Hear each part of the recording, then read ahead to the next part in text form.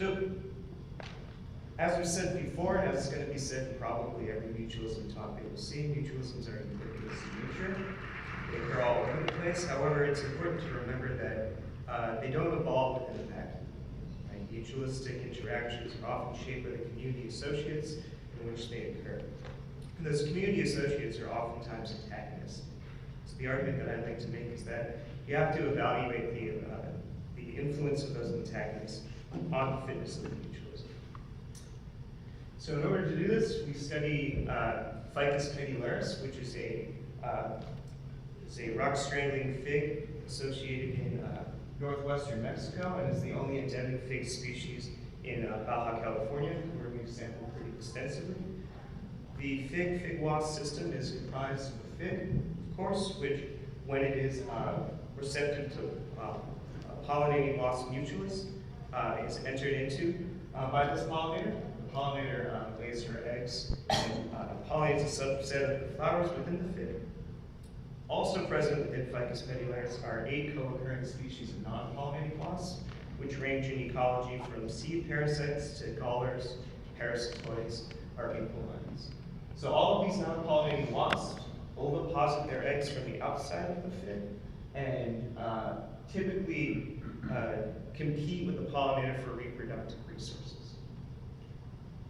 So over developmental time, the fruit develops, and inside the seeds and the larval wasp also develop.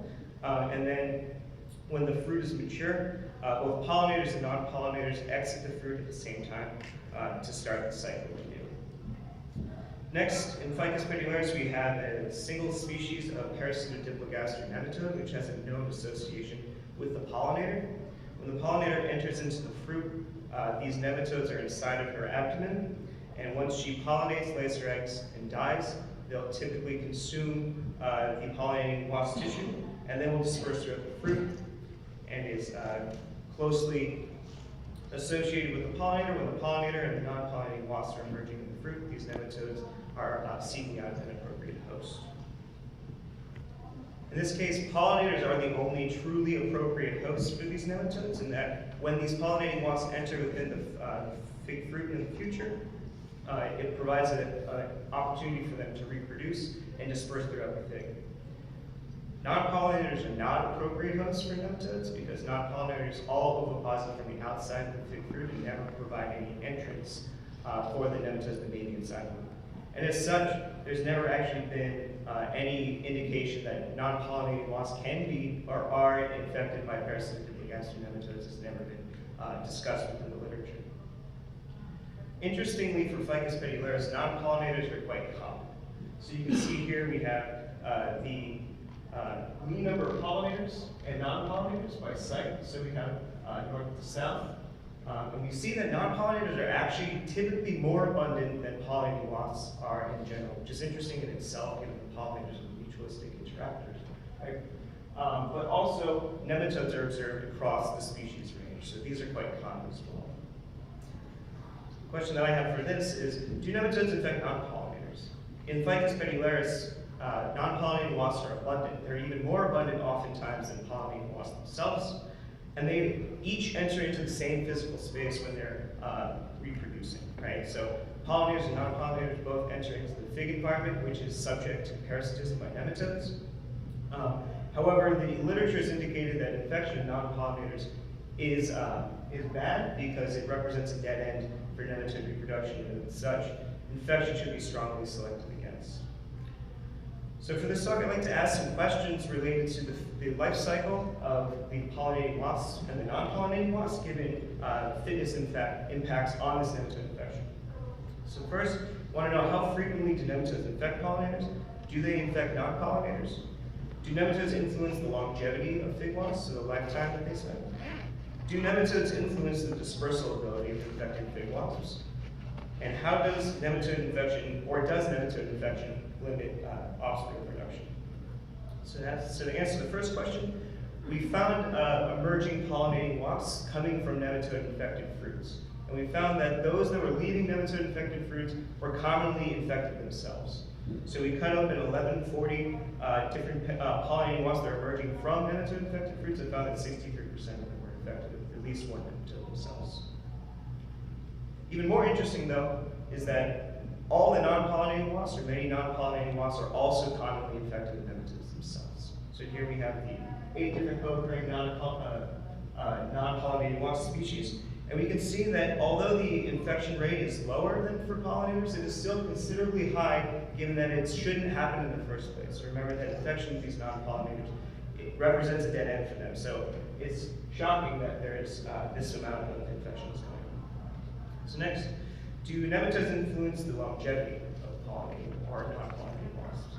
So to do this, we performed some longevity experiments in which we took fig fruits, allowed wasps to emerge into these vials.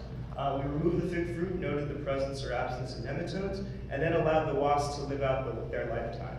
So we sampled these wasps that were dead in the vials every 12 hours until there are no more wasps remaining. Then we cut them open and noted the presence or absence of nematodes. And for pollinators, we ran this survival analysis, and we can see that there is a significant influence of nematode infection on the lifespan of these wasps. So you can see the proportion of the wasps that are surviving, the time in which they died, and you can see that there's a significant difference due to nematode infection. This nematode infection, you can also notice, portrays similar rates of infection, or of death, and the main area of interest is this first 24 hours where there's a separation between the two rates. And that became clear to us when we cut open the wasps, and we found out that those wasps that died earlier had significantly more nematodes this time. So you can see here the mean number of juvenile nematodes and the time in which they died. It kind of indicates that overexploitation or too many nematodes inside of a single host limits their ability to live longer. So next we want to ask the same question for non-pollinators, given that they are infected themselves as well. And in order to do this and to save some time, we're going to look only at the most abundant non-pollinating wasp species in the system, which is Adarne species 1. This wasp accounts for 45% of all the non-pollinators we observe within the system. And just so that we're clear, the results I'm about to show you are pretty consistent across all the other non-pollinating wasps as well. The answer is that it does not appear as if nematode infection influences their longevity in a similar way. Right, so here's our survival analysis in which you can see these non-pollinators typically live longer than pollinating wasps, and there is no significant difference in their longevities, which is kind of interesting. So next we want to ask about dispersal ability. In order to do that, I'm going to ask that you remember back to the results I presented here for pollinating wasps, and we want to use this as a prediction, right? So our prediction here is that if you are a wasp that is infected with many nematodes, you're likely to die sooner, and you're also likely to not be able to disperse to a fruit as effectively, right? However, if you have a more modest number of nematodes inside of you, you may be more likely to arrive successfully at a receptive fig fruit. So in order to do this, we cut open fruits in which pollinators had entered already and done their business and then died, and we counted the number of nematodes that were associated with those pollinators. And we found that there is some support for our predictions that were made, in that on average there was about 3.5 to 4 nematodes inside successfully dispersed and pollinating beans, which suggests again that overexploitation, or more than 5 nematodes on average, limits wasp dispersal ability, but a more modest number, so 3 to 4 or less, is somewhat tolerated within the system. So we want to ask the same thing again for non-pollinators, given that they're infected. And I want to remind you that we have these rates of non-pollinated wasps that are leaving. And we can see that at least within Adarne species 1, 37% of them are infected when they're leaving the fruit. And then we also collected wasps that were found arriving in fruits, and we cut them open and noted the presence or absence of nematodes. And we can see that the rate is quite a bit lower for successfully arriving non-pollinators, such that for Adarne species 1, which is, again, the most abundant non-pollinating wasp within the system, if you are infected with a nematode, you have a 92% chance that you will not make it successfully to a fruit to reproduce yourself. So the last question that we're going to go by really quickly is, does nematode infection limit fig wasp offspring production? And the short answer is no. So when using a generalized linear model that accounts for appropriate biotic and abiotic effects, there is no effect of nematode infection on pollinating wasp offspring production. Right? So if you are a pollinator that's been infected with nematodes and you arrive successfully at the fruit, it's unlikely to influence the number of offspring you can produce. However, another argument that I like to make is that nematode infection strongly limits the dispersal ability of non-pollinating wasps and therefore knocks them out from being able to reproduce themselves. So to summarize, nematode infection of pollinators and non-pollinators is very common in Ficus pedularis. Again, this is surprising given that non-pollinating wasps shouldn't be infected by nematodes at all. Second, nematode overexploitation limits pollinator longevity, but possibly not non-pollinator longevity. And the reason for this may be the control conditions in which we set up the experiment. Right? So it's important to note that this far from represents natural conditions. We have them in an air-conditioned room, and it's just possible that they may not have been stressed, and it doesn't represent exactly how they function within naturally. Moderate level of nematode infection is tolerated within successfully dispersed wasps, which is kind of interesting. And nematode infection has minimal impacts on pollinator offspring production.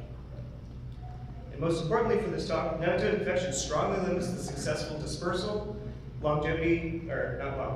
successful dispersal and reproduction of non-pollinating wasps.